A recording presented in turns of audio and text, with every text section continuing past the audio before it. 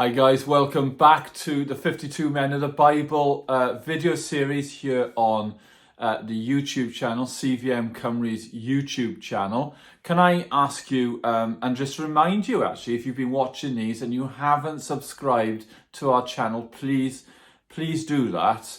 And also like and comment and share these videos with your audience, with the guys that you know. We want to increase our traction. We want to get our message out to as many guys as we possibly can, and you can help us do that. So like, subscribe, comment, share, all of that stuff. You know the gig. So this week we are on week 27. And we're talking about another Old Testament prophet. And the prophet we're talking about this week is a guy called Hosea. He was he's got a small book. It's sandwiched between a number of other books right at the back end of the Old Testament.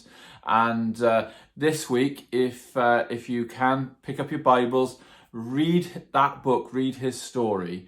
And I think you'll find that this week's message is through the life of Hosea is going to be very unique, very different to anything else that we've spoken about to this point. So Hosea, books at the back end of the Old Testament. Get yourself off, have a little skim read, and then we'll share some thoughts from his life in a few minutes.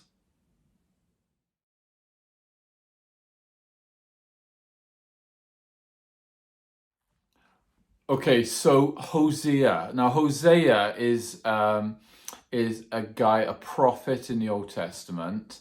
We're used to the fact if we've read about any of the lives of the prophets in the Old Testament, that God often called them, gave them a really specific calling, and then told them to live out the message, to live out that calling in front of the whole of Israel. So that's quite common and doesn't surprise us at all.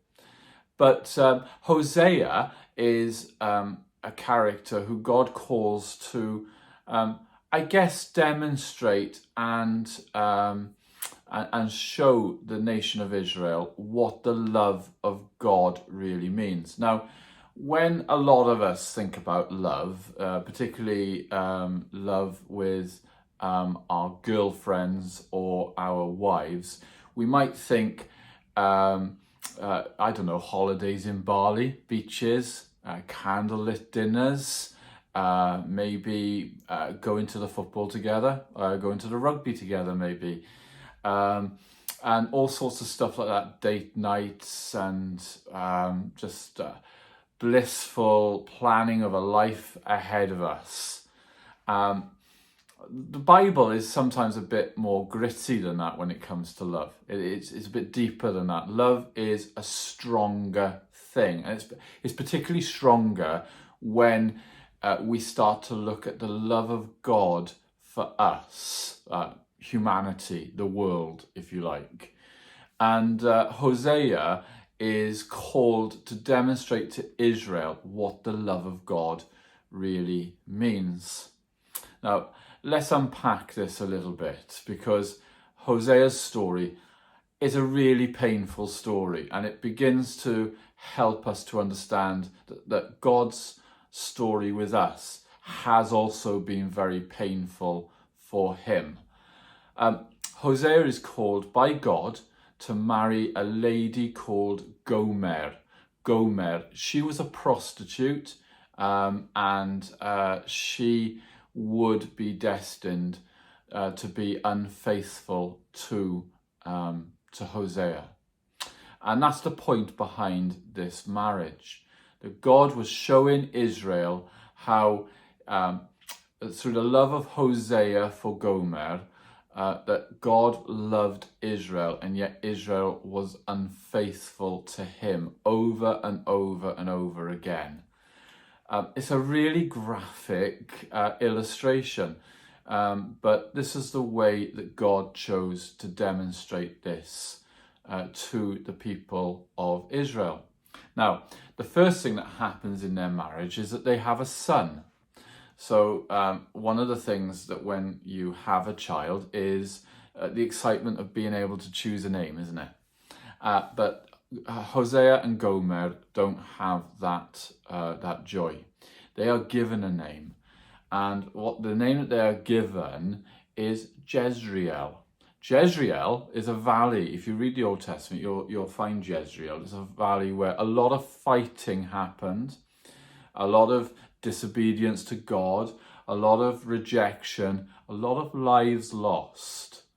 And once again, this is God demonstrating to the people of Israel through Hosea that that has been a story between Israel and God, that they hadn't listened to him, that he'd been unfaithful to him, and that lives had been lost due to it. The next part of this story is that Hosea and Gomer have a daughter, and the daughter's name is actually No Pity. No Pity. And this is to show that that in this particular context, that actually, whilst God was going to show mercy to the southern kingdom of Israel, he wasn't going to show that same pity, love to, not love, but he wasn't going to show that same pity, if you like, towards the northern kingdom, because they were rejecting him in catastrophic style. Then after that, Gomer and Hosea have a son. Now we don't know whether that son was actually Hosea's. Bear in mind, Gomer, shall I say, was a prostitute and was being unfaithful to Hosea. So God chose the name Not Mine, because actually he was sending a message to the people of Israel that the way you're choosing to live, you are not mine. You are not my people. And he was sending that message. Then we have the story of divorce. Hosea and Gomer get to a point where they have to divorce, and that's the disconnection between Israel and God. And then Gomer comes back to Hosea, and they are reunited, and they reconsecrate their marriage, but there's no intimacy, no sexual intimacy for a period of time while the two of them come back together. And that's to demonstrate that as the people of Israel came back to God, there was a period where intimacy had to be rebuilt, trust had to be rebuilt. You get the picture, don't you, that this is a very, very unique story. And in many ways, I don't understand it. I don't understand how that must have been for Hosea. I don't understand how it must have been for Gomer.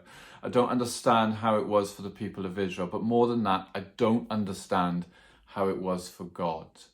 And when I look at my life and I look at the lives of guys that I journey with, mentor, advise, confide in, all sorts of different types of relationships, what I realize is how messy our relationship with each other, but how messy our relationship with God can be. And then I read this book and I realize that God gets hurt. God gets hurt like we get hurt. God feels pain as we feel pain. And yet, even in that, he never lost his love for us. The love, as I said earlier on, is stronger. It's truer. There's something about it which makes it unbreakable. And sometimes we call God's love for us unconditional.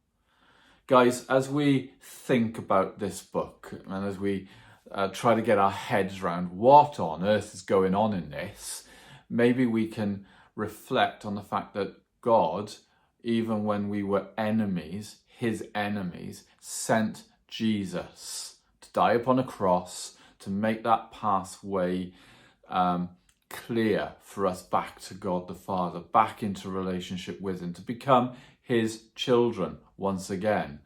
And he's given us hope for the future. He's given us hope for all eternity, we don't live as people who have no hope anymore, because God has done everything that was necessary to repair this deeply hurtful, unfaithful relationship between us and him.